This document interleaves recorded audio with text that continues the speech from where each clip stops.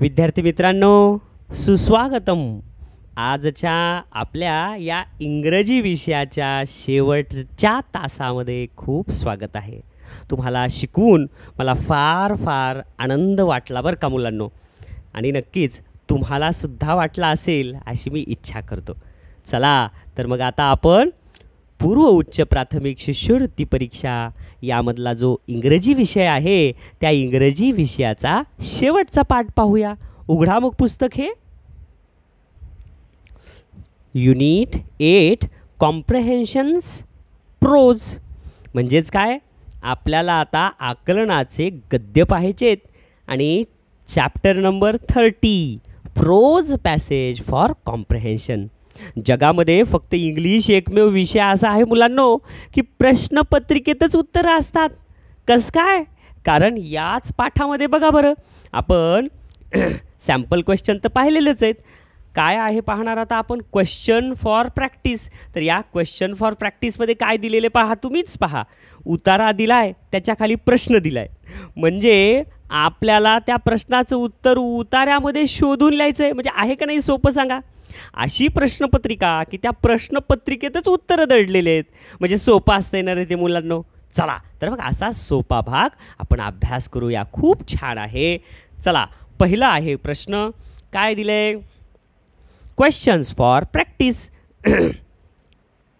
Read the passage carefully and choose correct alternative for the given questions. म्हणजे तुम्हाला उतारा खूप छान वाचायचा आहे आणि फॉर गिवन क्वेश्चन आणि मग खाली विचारलेल्या प्रश्नांची उत्तरं द्यायचे. आता उतारानं खूप छान वाचा बरं का मुलांनो. प्रश्नामध्ये जे अर्थ देत होता त्याच्यामुळं तुमचं नुकसान होत होतं बरं का मुलांनो. लक्षात ठेवा, कधीच प्रश्नाच्या खाली दिलेला अर्थ वाचायचा नाही. आता बघा, आता हा पॅसेज आहे. ह्या पॅसेजमध्ये अर्थ दिला आहे का? तुम्हीच सांगा. मराठीतून दिला आहे अर्थ? नाही दिला. मग तुम्ही जर प्रश्नांचे अर्थ वाचायची सवय ठेवलात तर हा पॅसेज पण तुम्हाला वाचायला खूप अवघड जाईल. अर्थ आकलन होणार नाही. चला पहा मग आता काय दिले पॅसेज फर्स्टमध्ये. Meena and Sagar went to circus. Meena आणि सागर सर्कसला गेले. They took their seats inside the big tent. त्यांनी त्या बिग टेंट म्हणजे मोठ्या मंडपामध्ये जागा पकडली. आलं का लक्षात? Soon the circus show began. आणि मग तिथं सर्कसचा शो कार्यक्रम सुरू झाला. The band played music. बँडवाले आले आणि म्युझिक वाजवलं त्यांनी. The dogs pulled cart. अरे कुत्रं तर बैलगाडी ओढायले छोटीशी. The elephant pushed a football and played with it. अरे हत्ती यायला आहे फुटबॉल खेळायला आहे आणि त्या फुटबॉलला लाता मारायला खेळून खूप. The tigers sat on the stool. वाघ तर कुणाचंच ऐकत नाही, तर तिथं तर काय स्टूलवर जाऊन बसायलेत. The monkeys rode bicycle. माकडं तर सायकल चालवायलेत. The clowns played many funny tricks. विदूषक यायला आहे आणि विदूषकनं खूप मजेदार कृती केली. Everyone laughed. आणि सगळेजण खुश झाले. चला आता आपण पण खुश होऊया. आता आपल्याला सुद्धा ह्याचे उत्तर जर आले तर आपण खुश होतो बघा. चला पहिला प्रश्न. काय पहिला प्रश्न? आणि तुम्हाला सांगतो, आपण पॅसेज नाही बघितला तरी सुद्धा उत्तर येणारच आपल्याला. हे असते वैशिष्ट्य पॅसेज छान वाचल्याचं. उत्तर आले तर समजायचं तुम्ही छान वाचला उतारा. बघा काय आहे पहिला प्रश्न. Number 1. The circus was performed dash dash. सर्कसचा कार्यक्रम कुठं चालू होता? इन द हॉलमध्ये होता का? नाही. इन द ग्राउंडमध्ये होता का? ग्राउंडमध्ये होता का? छे नाही. तर इन अ टेंटमध्ये कार्यक्रम चालू होता. आता लक्षात आलं तुम्हाला? वरच उत्तर दिलं होतं आहे की नाही? बिग टेंट म्हणून. हे बघा इथं बिग टेंट होतं ना. मग हे कधी कळालं तुम्हाला? नीट वाचल्यामुळं. वर बघायचीच गरज पडत नाही. दुसरा प्रश्न काय दिला आहे? दुसरा प्रश्न. चूज अनादर word for the clone. Clone म्हणजे काय? विदूषक. विदूषकासाठी दुसरा शब्द कोणता समानार्थी? किती सोपं आहे. जोकर. सापडलं मग दुसऱ्याचं उत्तर पण पटकन. दुसऱ्याचं उत्तर पर्याय नंबर 2. तिसरं. The monkeys dash dash. माकडं काय करत होते? रोड बायसिकल्स. ते तर सायकल चालवू लागले होते. हे बघा, द मंकीज रोड बायसिकल्स. आहे का नाही इथंच उत्तर? म्हणून तिसऱ्याचं उत्तर काय? पर्याय नंबर 4 आहे ना. मग जगातला सगळ्यात सोपा विषय इंग्रजी, कारण प्रश्नपत्रिकेतच उत्तरं आहे तिथे दिलेले. चला तर मग आता पुढचा पॅसेज पाहूया आपण. Passage second. छान पॅसेज वाचलात तर तुम्हाला लगेच अर्थ आकलन होतो आणि अर्थ आकलन झाला की त्याच्या खालच्या प्रश्नाचे सगळे उत्तर येतात बरं का. म्हणून वाचन छान करा. काय आहे? डिअर रमाकांत, प्रिय रमाकांत. कोण लिहिलं? युअर्स लव्हिंग फ्रेंड, मित्रानं लिहिले. राजारामनं मित्रानं लिहिलेलं पत्र आहे रमाकांतला. I read about your success in the newspaper. मी तुझ्या यशाची गोष्ट वाचली वर्तमानपत्रात. You have won the first prize in the inter school drawing competition. Drawing कॉम्पिटिशनमध्ये तू आंतरशालेय ड्रॉइंग कॉम्पिटिशनमध्ये तू प्राईज मिळवलास. मला खूप आनंद वाटला. I was very happy to see you photo in newspaper. See मला I was very happy to see your photo in the newspaper. तुझा फोटो पेपरमध्ये पाहिला आणि मला खूप खूप आनंद झाला. कॉंग्रॅच्युलेशन्स, अभिनंदन तुझं.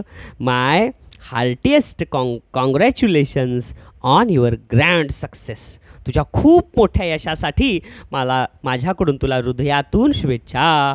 विथ गुड विशेष आणि चांगल्या भावनेनं. Yours loving friend Rajaram. तुझाच प्रेमळ मित्र राजाराम. हे समजलं. आता हा वाचला ना पॅसेज. आता बघा बरं उत्तर धड येतात बघा तुम्हाला. प्रश्न पॅसेज नीट वाचला की उत्तर येतंच. The subject of the above letter is. यावरील पत्राचा विषय काय होता? मॅसेज हे विषय होता का? ग्रीटिंग हे विषय होता का? अँड इन्व्हिटेशन विषय होता का? कंप्लेंट काही तक्रार होती का? नाही. मॅसेज काही संदेश होता का? नाही. तर ग्रीटिंग्स म्हणजे काय? शुभेच्छा होत्या. म्हणून पहिल्याच उत्तर पर्याय नंबर 2. हे समजलं आहे ना सोपं. पॅसेज वाचलात की समजते. पुढचा दुसरा प्रश्न. आता हा सुद्धा तुम्हाला लगेच कळेल. काय सांगितलं दुसऱ्या प्रश्नात? It is a letter about dash dash. हे पत्र कशासाठी आहे? Dash dash friends success. एकदम बरोबर आहे. मित्राच्या यशासाठी पत्र लिहिलेलं आहे. ड्रॉइंग कॉम्पिटिशनच्या बाबतीत आहे का? नाही. द न्यूज आयटमच्या बाबतीत, बातमीच्या विषयीत नाही. द फोटोच्या बाबतीत नाही आहे. तर मित्राच्या यशाच्या बाबतीत. कसं कळालं तुम्हाला? एकदाच पॅसेज वाचला की येते बघा. पुढचा प्रश्न. अँड ॲडजेक्टिव्ह युज्ड फॉर रमाकांतचं सक्सेस. रमाकांतच्या यशासाठी कोणतं विशेषण वापरलेलं आहे? हार्टिएस्ट नाही. हार्टिएस्ट सक्सेस नाही. ब्राईट सक्सेस हे पण नाही वापरलं. ग्रँड सक्सेस एकदम बरोबर आहे. शेवटच्या ओळीत होता बघा वापरलेला ग्रँड सक्सेस. म्हणून ह्याचं उत्तर काय? तिसऱ्याच उत्तर पर्याय नंबर 3. समजलं. असाच सोपा तिसरा पॅसेज पण सोडूया. आधी पॅसेज छान वाचायचा आणि नंतर प्रश्नाचे अर्थ समजून घ्यायचे. काय दिले तिसऱ्या पॅसेजमध्ये? The giraffe is the tallest animal in the world. In the world म्हणजे जगामध्ये सगळ्यात टॉलेस्ट ॲनिमल हे जिराफ आहे. And often reaches a height of 5.5 metres. त्याची 5.5 मीटर एवढी उंची आहे. The giraffe also has long legs. त्याचे पाय खूप मोठे आहेत. Its head is small and narrow. त्याचं डोकं लहान आणि निमुळतं आहे. And its eyes. आणि त्याचे डोळे कसे? डोळ्याच्या बाबतीत माहिती सांगायला बरं का. कॉमा हे नीट लक्ष देऊन वाचा. And its eyes. त्याचे डोळे कसे आहेत? विच आर म्हणजे डोळ्याच्या बाबतीत हे आलं विशेषण म्हणजे सर्वनाम. Which are dark and soft. त्याचे डोळे डार्क आणि मऊ आहेत. Give this huge animal and expression of gentleness. एक लक्षात घ्या मुलांनो. त्या डोळ्यामुळं कसं वाटतंय? डोळ्यामुळं तर त्याचा भाव एक्सप्रेशन ऑफ जेंटलनेस म्हणजे मृदू स्वभावाचा भाव हा एक्सप्रेस होतो त्याच्या डोळ्यामुळं. ॲरोगंट नाही आहे, मृदू आहे हे डोळ्यावरून कळतंय.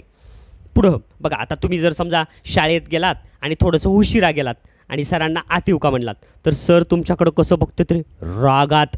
म्हणजे त्याच्यावरून काय होतंय? त्या डोळ्यांवळून कळतंय तुम्हाला की सर रागात आहेत. समजलं ना? तसं हे जे डोळे आहेत ना हे डोळेसुद्धा भाव दर्शवतात. तसं एक्सप्रेशन ऑफ जेंटलनेस मृदुतेचे भाव असे त्याचे डोळे आहेत जिराफाचे. The ears of the giraffe. जिराफाचे कानं कसे आहेत? Which are quite large. ते मोठे आहेत थोडेसे. Are sensitive to the faintest sound म्हणजे कुजबुज दूरवर काही कुजबुज केली असली तरीसुद्धा ती कळते. पुढं. It kicks out its head. It kicks out it's hind legs or uses its head to protect itself. तो कसं संरक्षण करतो? इट किक्स, तो लाथा मारतो. Kicks out it's hind leg, त्याच्या पाठीमागच्या पायानं दनादन लाथा मारतो त्याच्या दुश्मनाला, शत्रूला. और uses its head to protect itself, आणि त्याच्या डोक्याचा वापर तो संरक्षणासाठी सुद्धा करतो. समजलं? चला पहा बरं, आता पॅसेज वाचला ना, आता प्रश्न पहा बरं मुलांनो, खूप सोपे सोपे प्रश्न आहेत. बघा पहिला प्रश्न काय लगेच येते तुम्हाला मुलांनो. Giraffes dash dash gave it an expression of gentleness. मृदू स्वभाव हे कशावरून कळतो जिराफचा? तर हाईटवरून कळतो का? नाही. हे काय इयर्सवरून, कानांवरून? नाही. लेग्सवरून, पायावरून कळतो का? नाही. तर आईजवरून. म्हणून पहिल्याचं उत्तर किती रे? पहिल्याचं उत्तर 2. होतं ना सोपं?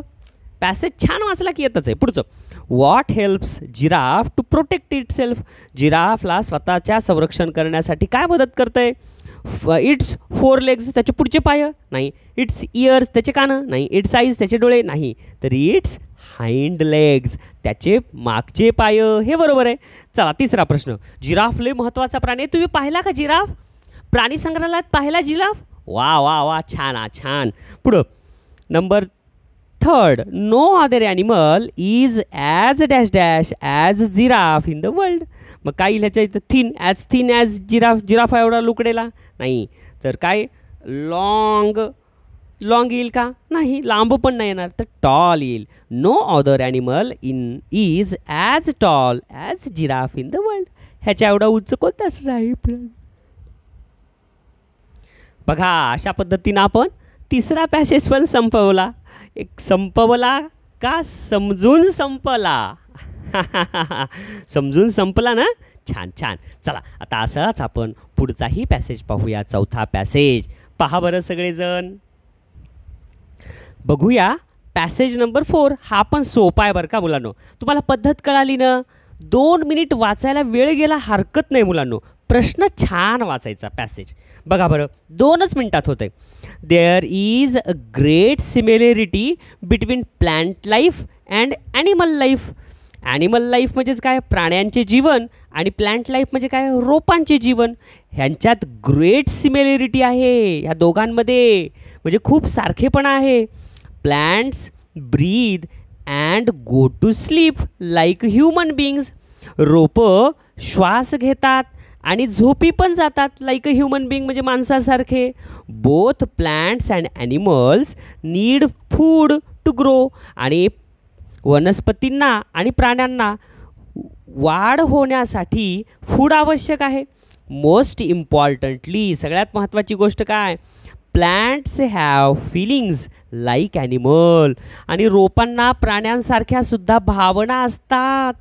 Both need water, light and air. आणि प्राण्यांना आणि रोपांना दोघांनाही पाणी पाहिजे, प्रकाश पाहिजे आणि हवा पाहिजे. कशासाठी? टू लिव्ह, जगण्यासाठी. समजला उतारा? आता उतारा समजला, छान वाचला, त्याचा अर्थ जर तुम्हाला आकलन झाला, आकलन म्हणजे काय? मराठीतून तुम्हाला सगळं समजलं, तर मग तुम्हाला आता प्रश्नांची उत्तरे येतात. उतारा केव्हाच घाईघाईत वाचायचा नाही. चला पहा प्रश्न पहिला, what is the passage about. हा उतारा कशाशी संबंधित आहे? कशाशी संबंध आहे? प्लांट्स अँड ॲनिमल, रोपांना आणि प्राण्यांच्या बाबतीत. हो बरोबर वाटायला आहे. पण पुढचा प्रश्न, difference between plant life and animal life. दोघांची तफावत, फरक नाही ह्याच्यात नाही. Similarity between plant and animal, तर प्लांट आणि रोपा आणि प्राण्यांच्या बाबतीतली समानता बघूया. सिमिलॅरिटी बिटवीन, सारखेपणा कोणामध्ये? प्लांट लाईफ, हे शब्द महत्त्वाचा आहे. समानता, डिफरन्स नाही तर समानता, वनस्पतीचे जीवन आणि प्राण्यांचे जीवन ह्यांच्याची समानता, याच्याशी निगडीत हा पॅसेज आहे. म्हणून पहिल्याच उत्तर पर्याय नंबर 4. पहा बरं पुढचा प्रश्न. पॅसेज छान वाचला की प्रश्न येतच आहे. दुसरा प्रश्न, मागच्या पानावर पॅसेज आहे तरीसुद्धा तुम्हाला प्रश्नाचं उत्तर येणार. हां बघा, important needs of plants R.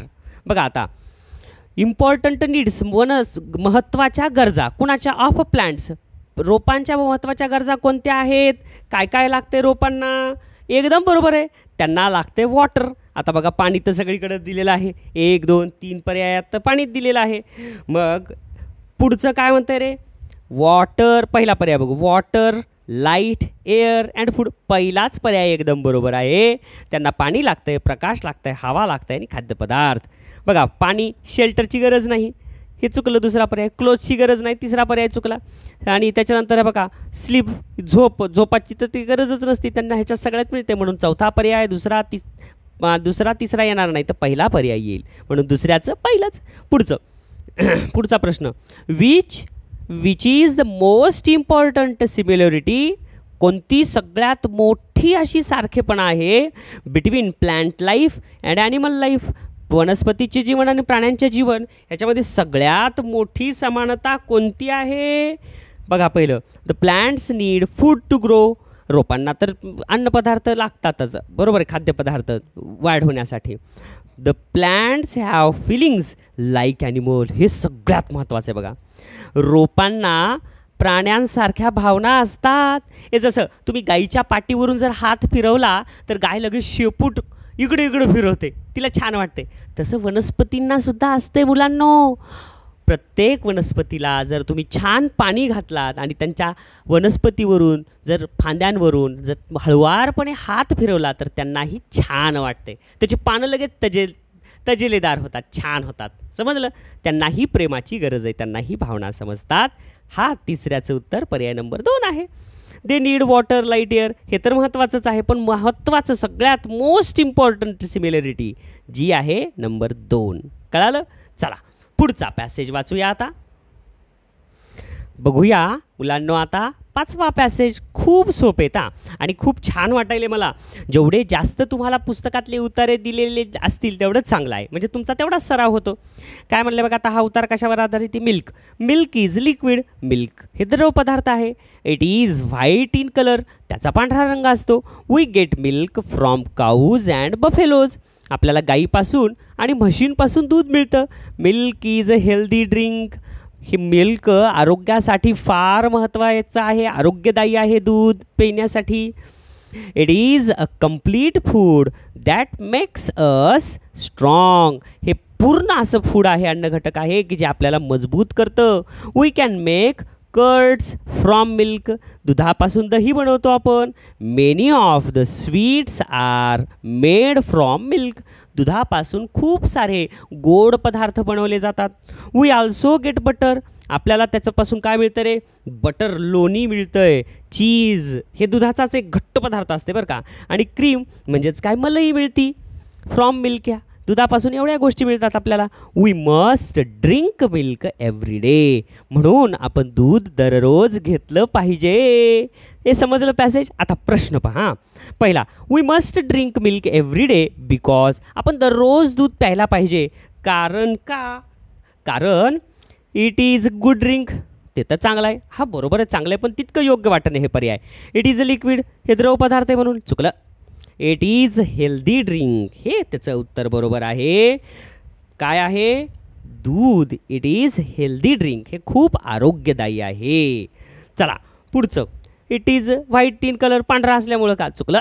तर पहिल्याचं उत्तर पर्याय नंबर 3. पुढचा प्रश्न काय म्हणले, चूज फ्रॉम द पॅसेज. ह्या पॅसेजपासून निवडा. Choose from the passage the opposite word for the word weak. Weak या शब्दासाठी विरुद्धार्थी शब्द याच्यातून निवडा. मग वीकचा विरुद्धार्थ काय होतो रे पर्यायात बघा. हेल्दी येईल का? नाही. स्ट्रॉंग. एकदम बरोबर आहे. वीक त्याचा विरुद्धार्थी काय? स्ट्रॉंग. म्हणून दुसऱ्याचं उत्तर किती? 2. आता स्ट्रॉंग हा शब्द कुठं आहे पॅसेजमध्ये हे शोधायचा. वीकचा विरुद्धार्थी स्ट्रॉंग सापडला. चला पुढचा प्रश्न. आता तिसरा प्रश्न बघा बरं. तिसरा प्रश्न काय दिला आहे? तिसरा प्रश्न दिलेला आहे, how many food items are mentioned in the passage. पॅसेजमध्ये कोणते कोणते फूड आयटम उल्लेख केलेले आहेत हे बघा बरं. आता मग तुम्हाला पॅसेज पाहावा लागतं. हां, पहिलं काय सांगितलं आहे? बटर. एकदम बरोबर. बटर, चीज, क्रीम हे 3 झाले. हां, त्याच्यानंतर काय सांगितलं आहे? मिल्क हे 4 झालं. पुन्हा त्याच्यानंतर कर्ड हे 5 झालं. आणि आणखीन एक काय सांगितलं आहे? 6वं स्वीट्स. आलं? स्वीट्स, कर्ड्स हे 2, हे 3 4 5 आणि मिल्क एक 6 म्हणजे टोटल 6 सांगितलेले आहेत. मिल्क इथं डबल आलेलं आहे म्हणून ह्याचं उत्तर पर्याय नंबर 6 इथं आहे दिले. म्हणजे हे किती आहे? पर्याय नंबर 3. कळालं? मग हे कशामुळे कळालं? तुम्ही उतारा छान वाचलात म्हणून. चला असाच पुढचा उतारा वाचूया. बघूया passage number 6. 10 boys and girls began to climb up the hill at 6 in the morning. आता काय सांगितलं इथं बघा मुलांनो, काय सांगितलं? 10 boys and girls म्हणजे 10 मुली आणि मुलं एकत्र, टोट सगळे मिळून 10. बिगॅन टू क्लाइंब ते चढायलेत. क्लाइंब अप द हिल टेकडी चढायलेत ॲट 6 in the morning सकाळी 6ला त्यांनी चढायला सुरुवात केलं. It was a small but Rocky. अंतर कमीच होतं पण खूप रॉकी म्हणजे काय? खडकाळ होते आणि स्टीप हिल आणि सरळ चढ होता. There was a fort at the top of the hill त्या टेकडीच्या वर किल्ला होता. दे विल एन्जॉय ट्रेकिंग मुलांनी खूप एन्जॉय केलं trekking. It is their hobby during the vacation सुट्टीच्या दिवशी त्यांचा हा छंद होता. ते किल्ल्यावर जायचे, चढायचे, वॉकिंग करायचे, फिरायचे, हे त्यांचा छंद होता मुलांनो. They will reach the fort at 7:30 6ला निघालेत आणि 7:30ला तिथं पोहोचतील. चला पुढचं पाहूया आपण. काय दिलं? Question number 1. Trekking was the children's dash dash. आता मग ट्रेकिंग काय होती? विद्यार्थ्यांची काय होती? ही हॉबी. किती सोपं आहे. पहिल्याच उत्तर काय मग? हॉबी, छंद होता. हॅबिट नाही, सवय नाही, कृती नव्हती किंवा फन नव्हतं तर हॉबी होती म्हणून पहिल्याच उत्तर 3. चला पुढचा प्रश्न पहा बरं. पुढचा प्रश्न सोपेत पर का प्रश्न. हां काय सांगितलंय? Read the sentence and choose the correct clock showing the time given in the sentence. इकडे बघा घड्याळ आहे ना तुमच्या घरात. आता ते जे घड्याळ आहे ना ते घड्याळ तर तुम्हाला येतच आहे ना. हां तसंच आता येते घड्याळाचा टाईम सांगायचा आहे. They will reach the fort at 7:30. किती सोपं आहे रे हे, आंधळ्याला सुद्धा येईल. मग 7:30 वाजलेलं घड्याळ कोणतं आहे? पर्याय नंबर 1. किती एवढे सोपे प्रश्न जर आले तर लईच लॉटरी बाबा तुमची. पुढचा तिसरा प्रश्न. Choose the correct alternative to fill in the blanks. योग्य पर्यायानं रिकामी जागा भरा. काय? They are climbing up the hill to dash dash. आता ते टेकडी चढायलेत. मग आता टेकडी चढायलेत पण कसं चढायले? They are climbing up the hill.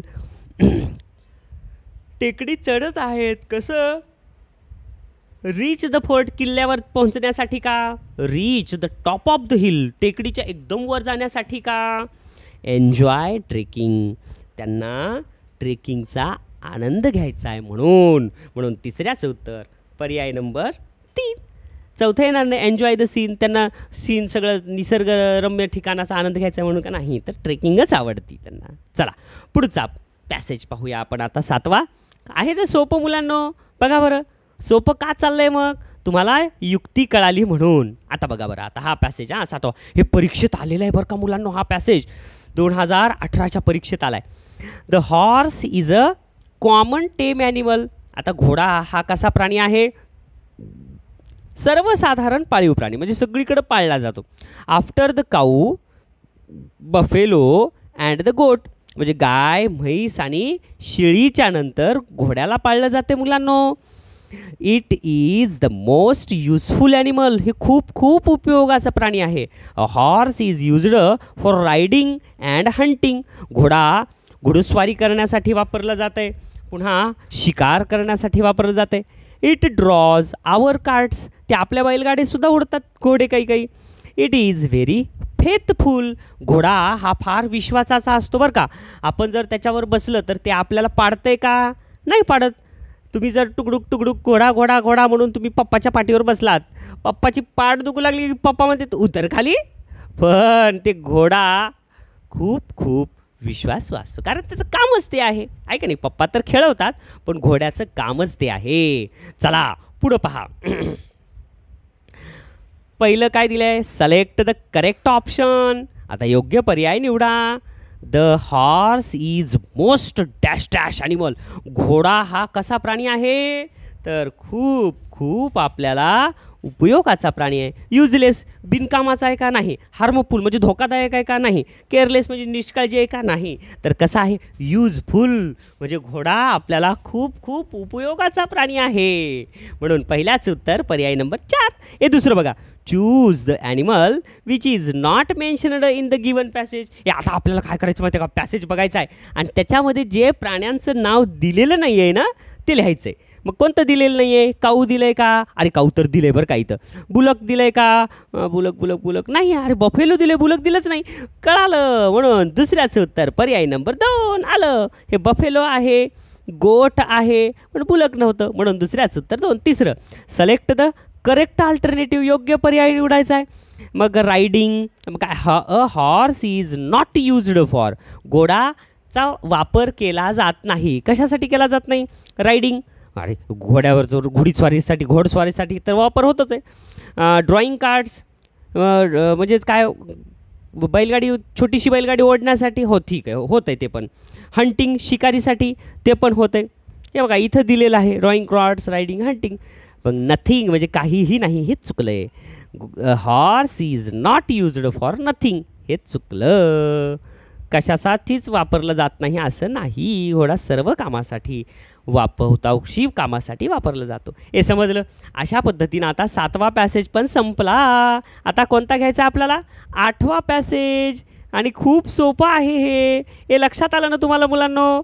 चला 8वा आणि शेवटचा पॅसेज आणि आपल्या या पुस्तकातला शेवटचा प्रश्न परीक्षेत आलेला बरं का 2019. बघा Poseidon was the Greek god of the sea. समुद्राचा देवता ग्रीक लोकांच्या समुद्राचा देवता कोण आहे. Poseidon. He carried trident which was the symbol of his power. त्यानं काय वापरतो त्रिशूळ वापरतो जे की सिम्बॉल म्हणजे काय प्रतीक आहे. कशाचं सिम्बॉल ऑफ हिज पॉवर त्याच्या सामर्थ्याचं प्रतीक आहे त्रिशूळ म्हणजे. He split mountains with his trident. तो त्याच्या त्रिशूळानं माउंटेन्सला सुद्धा स्प्लिट करू शकतो म्हणजे त्याचे 2 भाग करू शकतो. And rolled the broken parts into the sea. आणि छोटे छोटे जे पार्ट्स आहेत ते त्या माउंटेनचे त्याचे समुद्रामध्ये दूरपर्यंत भिरकावून देऊ शकतो. He had a glittering palace in the depth of the Aegean sea. त्याचा समुद्रामध्ये एजन समुद्रामध्ये खूप खूप मोठा पॅलेस आहे राजवाडा आहे. चला हे पहा बरं प्रश्न. हे समुद्र देवताचं नाव आहे बरं का पोसायडन म्हणजे. हां तुम्ही कार्टूनमध्ये पाहत असाल. पहिलं काय who was the Greek god of the sea. मग ग्रीक गॉड कोण आहे आत्ताच सांगितलं पोसायडन. एकदम बरोबर आहे. म्हणजे पहिल्याचं उत्तर काय 1. दुसरं व्हॉट डिड पोसायडन कॅरी. ते पोसायडन त्यांच्या हातामध्ये कोणतं साहित्य आहे. आपल्याकडे भगवान शंकर जे वापरतात तेच ट्रायडंट. एकदम बरोबर आहे. दुसऱ्याचं उत्तर 2. तिसरं the trident was the symbol of dash dash. त्रिशूळ हे कशाचं प्रतीक आहे तर पॉवर. म्हणून तिसऱ्याचं उत्तर काय आलं पॉवर. हे समजलं सगळ्यांना. मग कशामुळं समजला पॅसेज तुम्ही छान छान वाचन केलात म्हणून समजलं. चला तर विद्यार्थी मित्रांनो आपण इंग्रजीचा पूर्ण भाग शिकला आहे. तुम्हीसुद्धा खूप छान मला साथ दिलात. खूप छान तुम्हीसुद्धा अभ्यास करत आहात. त्यामुळं तुम्हाला यश नक्की मिळणार हा माझा तुम्हाला आशीर्वाद आहे. प्रयत्न करणाऱ्याला यश मिळो हाच माझ्या तुम्हाला शुभेच्छा आणि शुभ आशीर्वाद.